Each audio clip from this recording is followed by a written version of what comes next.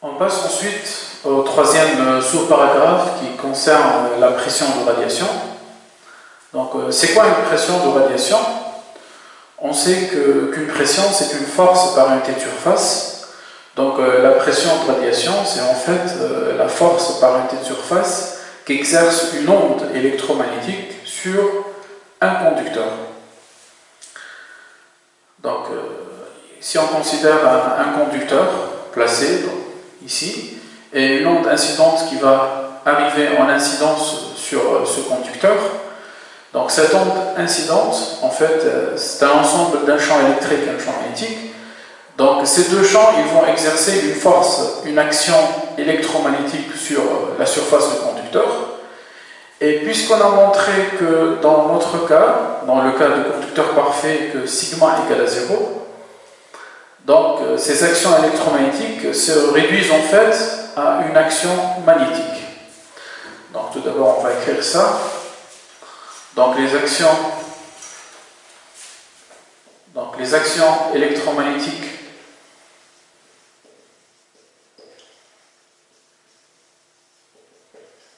de l'onde incidente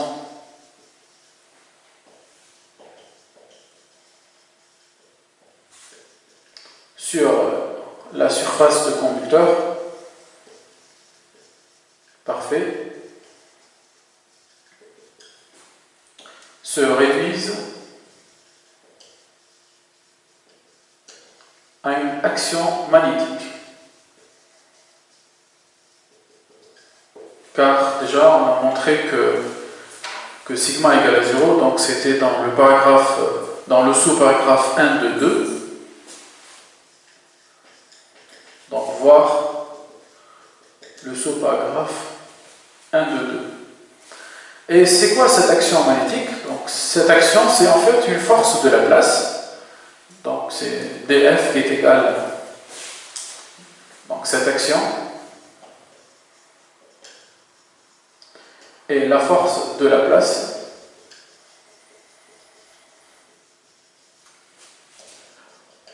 dF. Donc je rappelle que l'expression de la force de Laplace dF égale dc vectoriel B incident.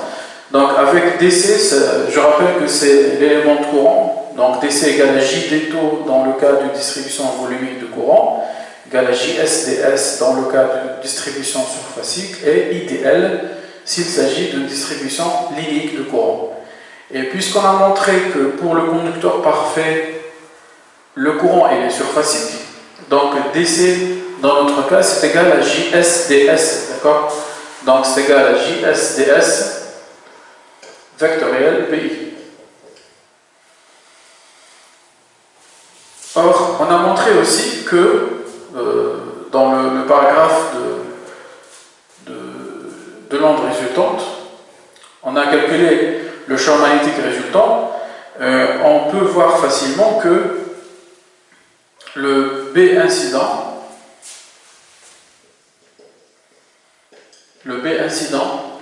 pour Z égale à 0, c'est-à-dire pour la position où on a placé la surface externe du conducteur, c'est égal à la moitié de B résultant.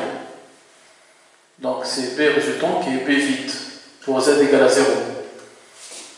Donc l'expression de la force de Laplace s'écrit donc JS ds vectoriel 1,5, donc B vide pour Z égale à 0. Et on peut donc utiliser cette expression directement, à condition que le conducteur soit parfait. Et on peut en déduire donc la pression, parce qu'on a dit que la pression c'est une force par unité de surface. Donc la pression de radiation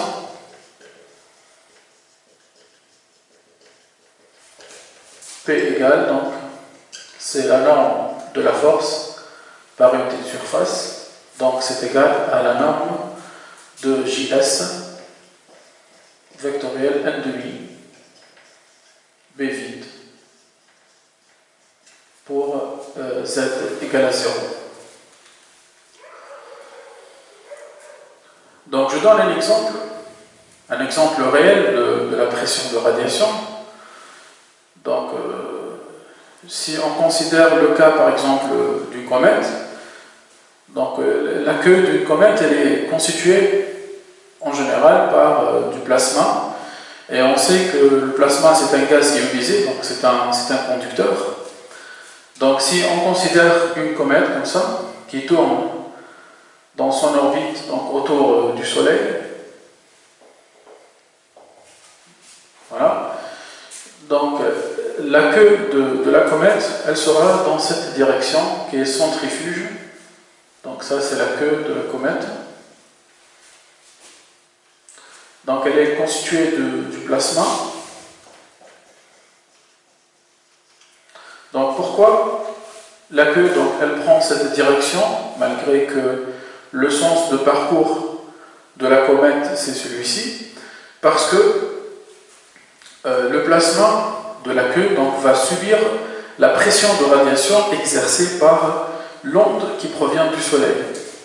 Donc il y a une onde électromagnétique qui provient du Soleil. Donc elle va exercer une pression de radiation sur la queue de la comète. On peut donc calculer cette pression donc à l'aide de cette expression qui est valable dans le cas d'un conducteur parfait. Donc on va prendre l'exemple traité, donc on a déjà calculé JS et B vite, donc on va appliquer ça pour notre exemple. Donc on a déjà trouvé les expressions de JS et B vite, on va les utiliser.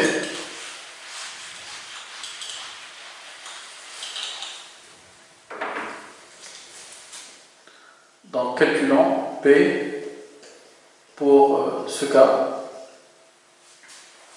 pour le cas traité. C'est-à-dire pour le cas du conducteur qui occupe le demi-espace Z positif. D'accord? Donc on a trouvé dans le sous-paragraphe 1.2.2, donc selon le sous-paragraphe 1.2.2, on a trouvé que JS égale à 2E0i sur mu0 C, cosinus oméga t suivant UX. Et aussi on a trouvé selon le paragraphe 1.2.4 précédent, petit a, que B vide pour Z égale à 0, donc on remplace Z égale à 0 dans l'expression, on trouve donc 2E0i sur C cosinus oméga t suivant UY. Voilà, donc en appliquant cette expression de la pression, donc on va trouver la pression égale, donc c'est 2 fois E0i au carré sur mu0 c carré cosinus carré oméga t. Et mu0 c carré, donc on peut l'écrire epsilon 0 cosinus oméga carré. Donc la moyenne temporelle de la pression, ça sera donc epsilon 0 fois E0i au carré. Et qu'est-ce qu'on remarque? On remarque que la moyenne temporelle de P c'est égal à la moyenne temporelle de la densité volumique de l'énergie électromagnétique de l'onde résultante, qu'on a trouvé dans le paragraphe précédent. Donc on trouve bien que la moyenne de P c'est égal à la moyenne de la densité volumique de l'énergie électromagnétique de l'onde résultante. Donc il suffit de voir le paragraphe précédent.